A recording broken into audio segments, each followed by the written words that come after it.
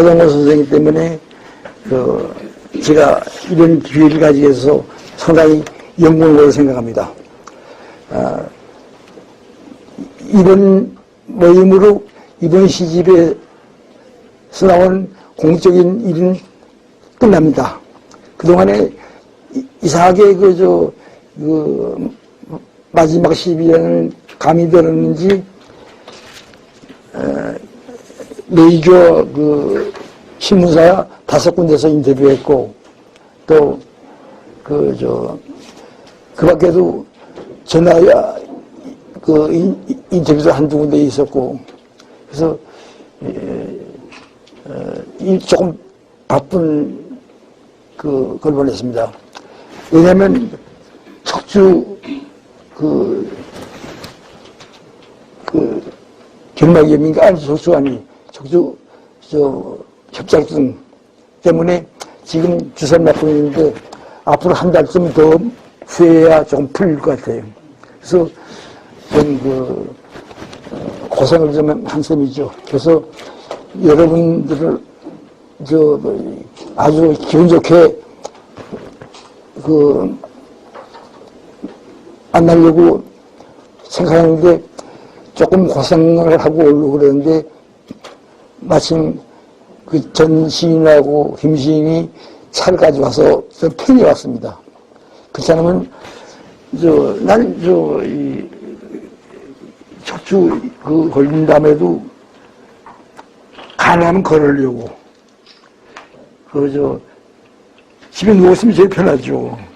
그래도 그건 사는 게 아니니까 가능한 걸으려고. 그래서 지하철로 갈 수 있는 데면 길이가 멀지만 않으면 그리고 시간이 충분히 천천히 걷기만 하면 걷는 걸 택했습니다. 근데 오늘은 참 좀 편하게 왔습니다.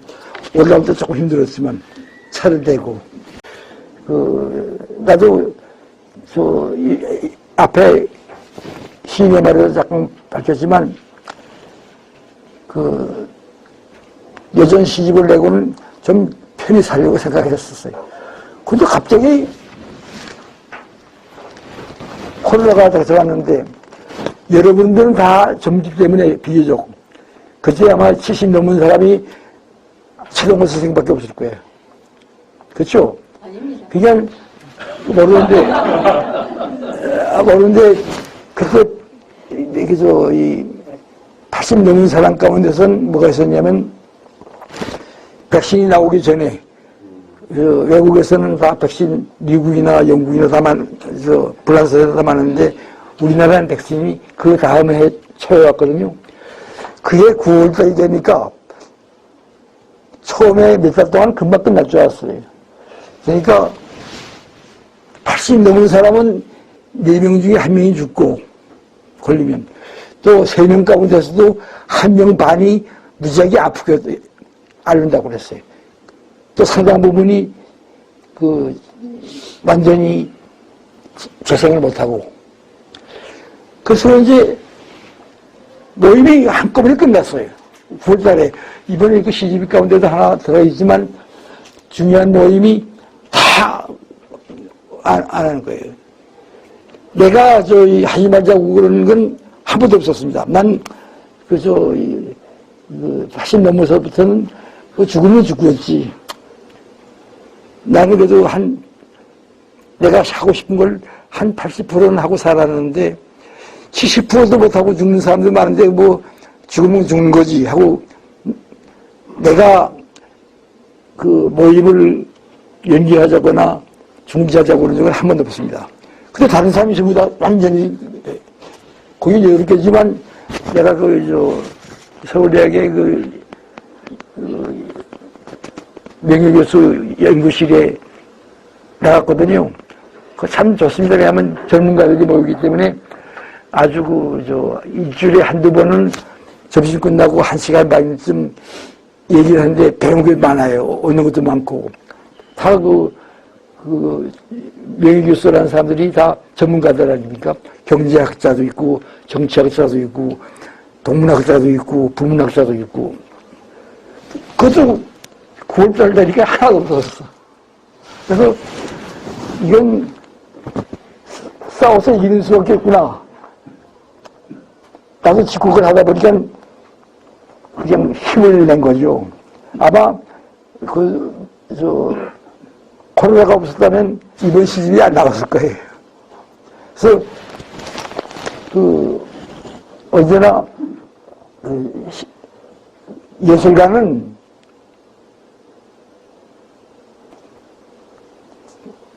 자기와 부딪힌 아픔이라든가 고통과 또는 어떤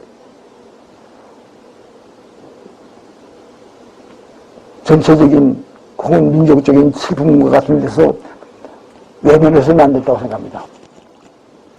그건 부딪혀서 넓은 의미에서 극복하는 것이 인간이 인간다움을 확보하는 거고, 그렇지 않으면 그건 별거 아니기 쉽죠. 그래서 난 이번 시집을 누가 뭐라고 그래도 한 노시인이 개팍스럽게 주어진 조건과 싸운 기록이라고 생각합니다. 그래서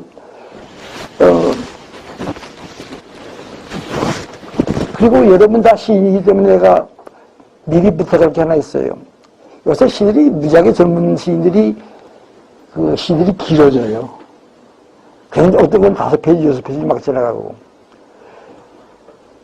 나는 늘 40대 후반부터 주장한 게 극서정시라는 걸 주장했습니다. 왜냐하면 미리 천천히 설명해도 좋을까요? 네.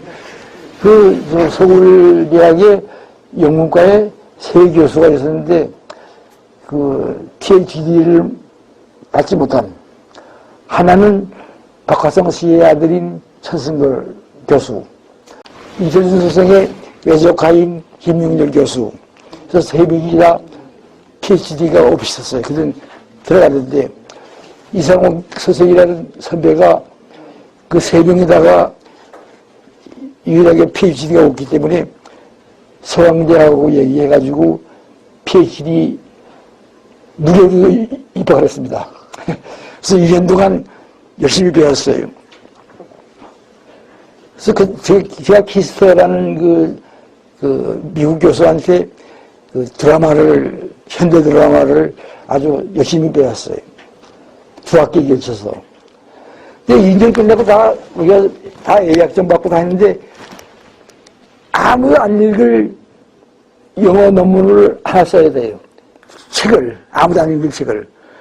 그래서 가만히 생각해보니까 그거 하게 되면 그 두 사람도 주장이 있겠지만 내 시의 주장이 클 것 같아요. 그래서 세 명이 다 안 썼습니다. 저 논문을 안 썼어요. 그래서 서강대학 출신 보게 되면 내가 참 미안하고 그래요. 그냥 공짜로 공부만 했으니까. 근데 그때 열심히 한 현대 드라마 입센 이후에 안톤 체코프, 또 스트랭크베리, 또 이태리의 피란델로, 아주 위대한 작가입니다. 이 주인공을 제작자를 찾는 6명의 주인공은 대작이죠. 그걸 가지고 서울대학 대학원에 거의 처음으로 현대 영미 그걸 개설했어요. 그래서 한 10년 동안 내가 가르쳤는데, 거기서 나온 걸 거예요. 극서정시라는 게. 우리나라 시에 보세요. 김소월의 초혼이나 진달래꽃이나 또는 만에 알 수 없어요나 그밖에 작품들 대부분 다. 그리고 그밖에도 미당 서정주의 시라든가 김용남의 모란의 비기까지라든가 또는 백석의 시라든가 다 처음하고 끝이 같아요. 처음에 모란이 피기까지는 그것도 맨 마지막까지 같은 생각이 있고 변함이 없어요. 미당도 마찬가지입니다. 미당의 이 시를 보게 되면 화사라든가 또는 그 밖에 대부분 후기 시도 처음하고 끝이 같아요. 백석도 그렇고. 정지정의 향수도 마찬가지입니다. 나는 처음하고 끝이 달라요. 중간에 시적자가 무슨 새로운 삶에서 새로운 걸 발견하든가 무슨 깨달음을 얻어가지고 조금 종교적으로 얘기하자면 거듭나서 처음하고 다른 시적자가 되는 그런 시를 쓰고 싶었어요. 그렇기 때문에 또 이번 시도 딱 중요한 시들은 다 그런 걸 겁니다. 그래서 내 시는 짧은 시가 별로 없어요. 아주 짧은 시도 있지만 다 그 중간에 극적인 사실이 있어가지고 주인공 혹은 이 시적자가 변하는 것을 그리려면 아주 짧은 시를 쓸 수 없잖아요. 하지만 그럼에도 불구하고 주어진 조건 속에서는 가장 짧은 시를 쓰려고 노력했어요. 여러분도 요새 시가 긴 시들 보면 부분 재미나지만 다 읽고 나면 통일성이 없어. 가능한 짧은 시가 같은 내용을 가진 긴 시보다는 우위에 있습니다. 난 극서정 시를 쓰면서도 한 줄이려고 노력을 했습니다. 난 그게 상당히 내 시를 아직도 시적으로 보호해주는 중요한 장치라고 생각해요. 여러분도 시를 길게 쓰기라고 생각하지 마세요.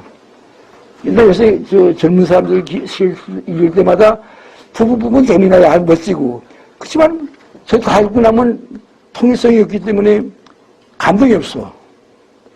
그래서 난 지금 젊은 사람들 유행하는 시들 여러분 조금 지나가겠지만 같은 주어진 조건이면 짧을수록 좋다고 생각해야 합니다. 다행히 우리 집안이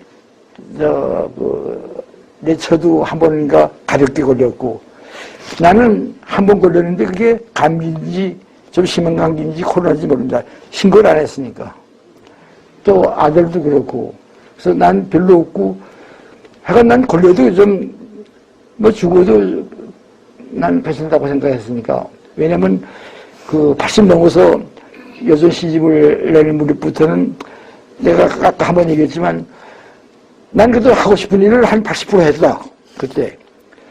70%도 못하고 죽는 사람도 많은데 내가 무슨 생에 대해서 연연할 필요가 있겠느냐.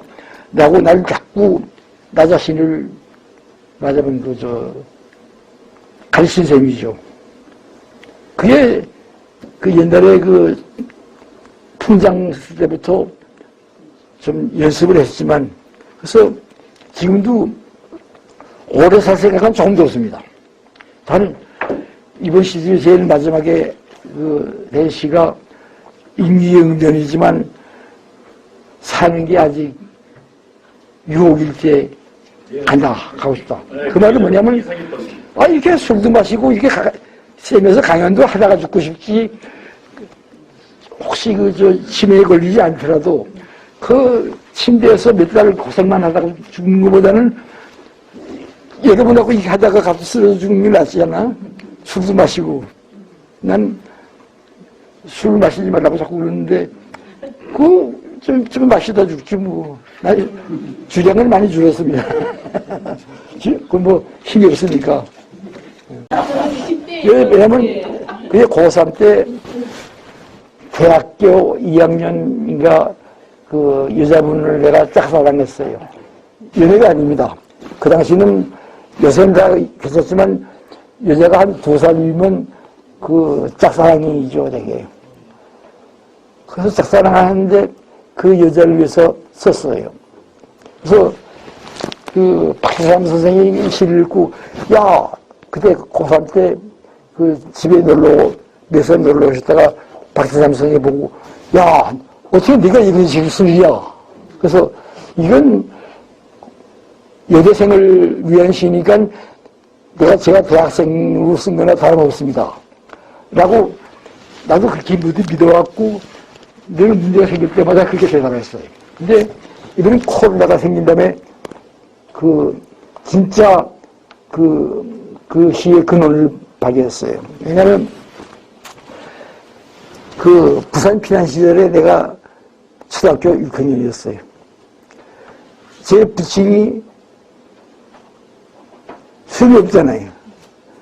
그래서 초등학교 6학년이고 제 동생이 2살 밑인데 둘이서 살던 대신동에서 서면에 있는 미국 무대에 가서 물건 사다가 파는 양키 장사를 했어요. 초등학교 6학년 때. 동생은 2살 밑이고. 근데 지금도 잘 아시겠지만 부산은 지금 바닷길에 났지만 길이 하나밖에 없습니다. 서대시장에서 서면까지 길이 하나밖에 없어요. 그리고 서대문 서면에 가서는 미국 무대가 있기 때문에 모든 차가 다 정지해서 가게 돼 있어요. 그래서 무조건 그리 가는 트럭에 탔죠. 왜냐하면 동생하고 나하고 왔다 갔다 신사편 넉장이면 그 이문이 문제거든요. 그래서 늘 빈 차든 아니든 약간 트럭에 올랐어요, 둘이. 근데 한 번은 올랐는데 동생은 내가 올려보내고 내가 매달렸는데 차가 속력을 내는 거예요. 그때 내 힘으로는 차가 속력 내면 발을 걸 수가 없었어. 그래서 이렇게 매달려가지고 서대신동에서 그냥 달린 거예요. 그때 차가 좀 적었는지 부산역 앞에서는 다 모였는데 그것도 안 먹고 가는 거예요. 초량까지 가는 놈은 아마 서대면서 동대문 정도 가는 것보단 좀 더 멀지도 몰라요. 그때는 차가 속력이 조금 적었으니까. 그때 운전사들은 공짜로 타고 다니는 사람이 싫어서 봐준다는 건 일체 있을 수가 없는 거죠. 다 공짜로 타서 오니까. 정말 중간에 손을 놓고 싶지만, 이게 손이 저려오고, 손을 놓으면 불구자가 되든가 죽든가 했겠죠. 그래서 초양까지 가서 정말 죽었다 살아나는 거예요. 그 다음에 언제 동안, 한참 동안은 꿈에 나타나가지고 괴롭혀서 이제 그 생각을 안 하고 살려고 해서 투쟁해서 그것도 이겼어요. 한 1년은 아주 고생했죠. 꿈에 나타나면 또 여기 매달리잖아요. 그래서 그게 이제 고등학교 2학년 지날 때까지 고통이었는데 억압했죠. 그 생각은 날 때마다 안 나오게. 근데 고2 후반부쯤 가니까 내가 그때 뭘 했냐면 음악대학 작곡가 교수가 되고 싶어 했어요. 그래서 가방 끼고 정말이가 있는 르네상스 사방에 우동 한 그릇 먹고 밤늦게까지 하다가 집에 돌아오는데 그때 내가 첫째 느낀 게 내가 그것도 이기는데 앞으로 못 견딜 게 뭐냐 라는 생각을 바꿨어요. 그래서 이 사랑도 박태삼 선생이나 그런 사람들이 이상하게 생각한 건 연애시에 사소라는 단어를 고3이 어떻게 썼느냐 그거였거든요. 근데 이번에 코로나가 생긴 다음에 별빛마당에서 강연을 하게 됐는데 늘 문학 강연했거든요. 근데 코로나가 떨어졌는데 문학 강연은 되겠어요. 그래서 소위 인생 강연을 하겠다고 하다가 그 사실을 발견한 거예요. 나 자신이 그때 가서 처음으로 즐거운 편지의 한 근원을 발견한 거예요. 내가 억압했으니까. 그러니까 이거 내걸려가지고 그냥 정말 눈물도 흘리지 못할 만큼 죽었다 살아났는데 사랑도 사소하게 볼 수도 있다. 라는 생각을 가지게 된 거죠. 그래서 그 박수삼 선생 같은 분을 놀라게 한 거지. 그게 짝사랑에서도 나왔지만 아마 한 절반은 그때 임해들려 간 서대신동에서 초량까지, 이거 부산 가까이 계신 분은 무슨 일인지 금방 알 겁니다. 길이 하나밖에 없으니까. 거기서 트럭에 올라타면 서면까지 그냥 갔어요. 중간에 소리도 있겠지만. 운전사들은 싫어했죠. 부모한테 얘기도 못하고. 부모한테 얘기하면, 동생하고 내가 그래도 식량의 일부를 전달했는데 부모가 보낼 수 있겠어요? 그래서 부모님은 모르고 자꾸 하셨고, 동생도 몇 년 전에 갔고, 그래서 하여간 이번엔 코로나가 재발견한 거예요. 그전에는 나도 하도 그걸 눌렀기 때문에 의식을 못하고 있었어요. 언젠가 이번에 어느 분하고 인터뷰했을 때 모르겠는데, 선생님이시는 좀 사소하다면 사소할 수 있는 모든 사물이나 생각에 혹은 건에 아주 자상하다. 라고 했는데, 그건 조그만 사소한 일이나 사소한 사물 혹은 그런 것에 자상한 건 실을 구체적으로 쓰려고 그러는 겁니다. 왜냐하면 우리가 쉽게 얘기하죠. 예술의 가장 중요한 점은 요새 추상 미술도 있지만 구체성입니다. 구체가 진짜 얘기만 하자면 철학이나 사상의 시가 견딜 수 있겠어요? 그 사람들이 되게 더 깊은 얘기하죠. 그렇죠? 예술이 중요한 건, 소설이나 시에 중요한 건 구체적인 거예요. 구체적인 거면 사소한 사물 하나를 놓치면 안 됩니다. 그게 구체적으로 만드니까. 그래서 예를 들면 한때 즐거운 편지 쓸 때는 사랑이라는 단어를 내가 꽤 썼는데, 그것도 또 거기엔 적시감이 있기 때문에 짝사랑하는 적시감이 있지 않습니까? 그래서 견뎌내는데, 그 밖에는 제일 경계하는 게 사랑이라든가 그림이라든가 그런 추상명사를 내가 참 싫어합니다. 이번 시집에도 사랑이라는 단어가 한 두세 번 나올 거예요. 난 세보지는 않았지만. 그저 그림이라든가 또는 무슨 그런 건 추상명사입니다. 이 세상에서 진짜 좋은 시치고 좋은 소설치고 추상명사를 많이 쓰는 건 거의 없습니다. 예를 들어 이런 겁니다. 나 이효령 선생을 상당히 머리 좋은 사람이고 또 빠르고 그래서 상당히 존중을 합니다. 그렇지만 그분이 늘 주장한 게 디지털하고 뭐죠?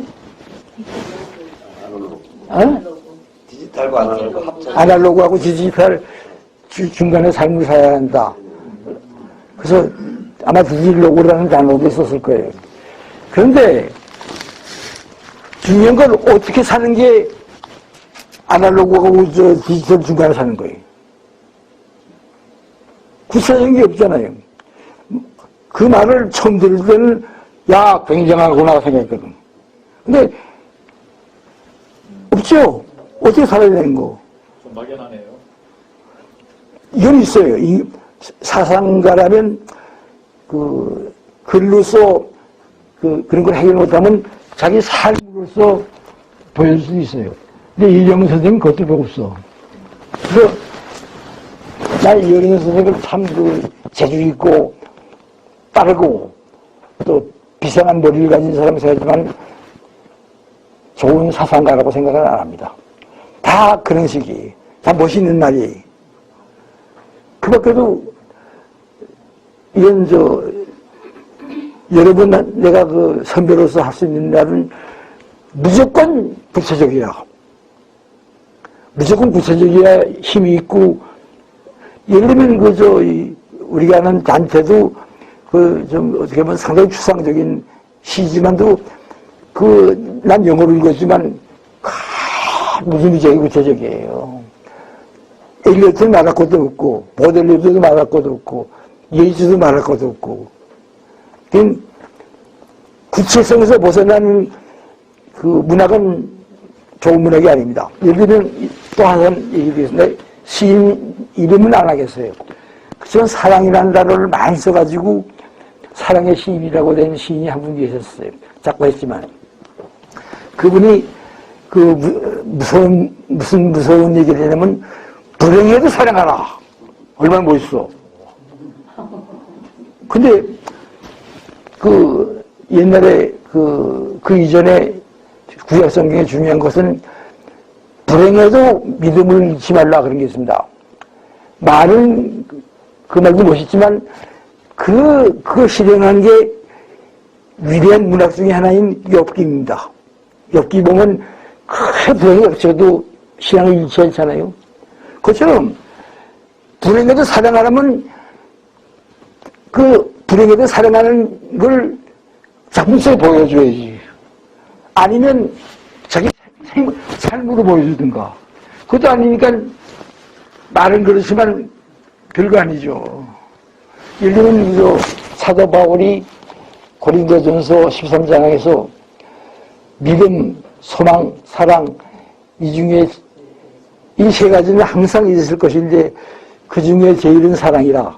그건 있죠. 왜냐하면 이를 위해서 십자가의 고통을 받고 세웠던 예수를 내세웠기 때문에 그 말은 됩니다. 그전 말로 그거 관계없이 믿음, 소망, 사랑 세 가지는 항상 있을 것인데 그 중에 제일은 사랑이다. 그런 얘기를 하면 안 됩니다. 보여줘야지, 예의를. 그래서 난 늘 후배 시인들한테는 무조건 구체적으로 얘기하다. 그리고 주어진 조건 속에서는 가장 간결하게 쓰려고 노력하고. 봄비를 맞다. 휙휙 돌아가는 계절의 회전무대나 갑작스러운 봄비 속을 제주처럼 들어갈 때는 벌써 지났네. 아침에 일어나기 힘들어하자 마음이 말했다. 이 말을 짚어봐. 그는 제만 들으며 생각한다. 어제 오후 산책길에 갑자기 가늘게 비가 내렸지.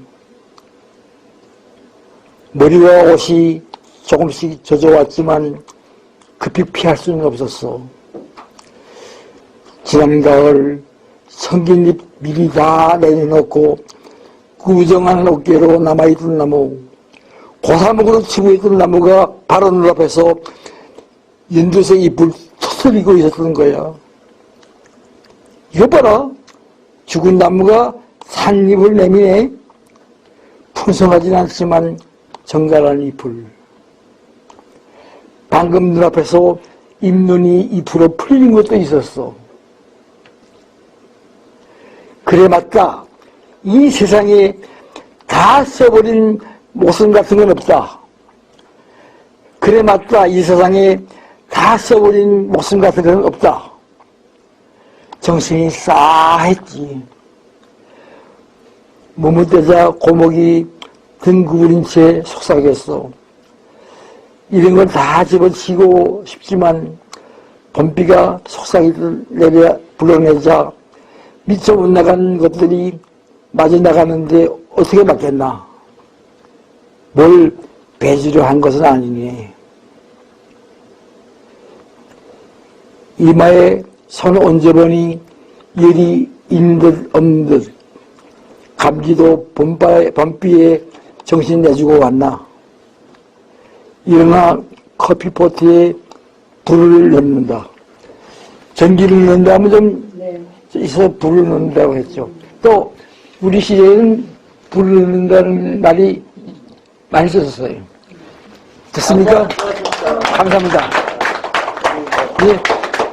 계절의 회전 무대나 갑작스런 봄비 속을 제 집처럼 드나들던 때는 벌써 지났네. 아침에 일어나기 힘들어하자 마음이 말했다. 이 말을 짚어봐. 듣는 채 많은 채 들으며 생각한다. 어제 오후 산책길에 갑자기 가늘게 비가 내렸지. 머리와 옷이 조금씩 젖어왔지만 급히 걸 아끼다 친구의 딸 못 도와줘 친구 크게 섭섭해하고 이틀 동안 헝클어진 마음 안고 살다 발코니에 나가니 불타는 은행나무들이 나타났다. 주차장 건너 잎 거의 떨군 벚나무 이축대가 온통 황금불길. 황반 변성 걸린 눈에 네 그루 금나무가 불타고 있었다. 노랗고 조그만 불티 하나 튀기도 했지만 저처럼 한 색감 한 모양새로 질박하게 타는 불 본 적이 없고. 쉬어 터져라. 생살 계속 돋는 이 삶의 맛을 이제 제대로 담고 가기가 너무 벅차다. 반쯤 따라가다 왜 여기 왔지?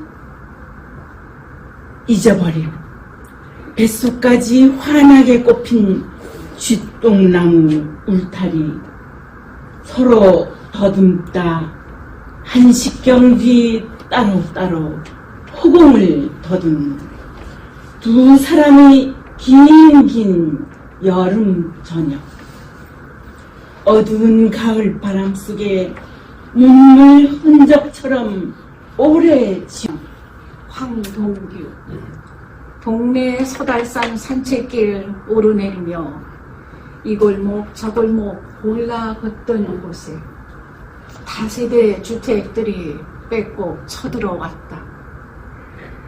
지나가며 슬쩍슬쩍 넘겨다보면 조그만 색다르게 꾸민 조그만 꽃밭들이 나 여기 있네 하던 야투막한 담장들, 낮은 대문 지붕에 애완동물처럼 앉아있던 엄청 큰 호박, 오가며 서로 낯익히던 강아지들, 고양이들 다 사라졌다. 목청 별나게 좋던 태안 앞바다를 꽉 채운 노을, 진하고 진하다. 몸 놀리고 싶어하는 섬들과 일렁이려는 바다를 지그시 누르고 있다. 진하다. 배 한 척 검은색으로 지나가고 물새 몇 펄럭이며 흰색으로 빠져나온다. 노을의 절창. 생애의 마지막 화면 가득 노을을 칠하던 마크 로스코가 이제 더 할 게 없어 붓 던지고 손목 동맥에 면도날 올려놓는 순간이다. 잠깐 아직 되돌아와 땀 다 내려놓고 길에 굴러 들어온 돌멩이는 슬쩍 걷어차 길속으로 되돌려보내고 서달산 능선 길을 아끼듯 걸으리. 벤치 하나 둘이 서로 엉키듯 서 있는 나무 약수터가 지나갔다. 하늘에 샛별이 돋는다. 이 별 뜨면 가던 걸음 멈추고 무언가 맹세하곤 했지. 참 맹세든 헛맹세든 지난 맹세는 다 그립다. 내일 저녁에도 이 별은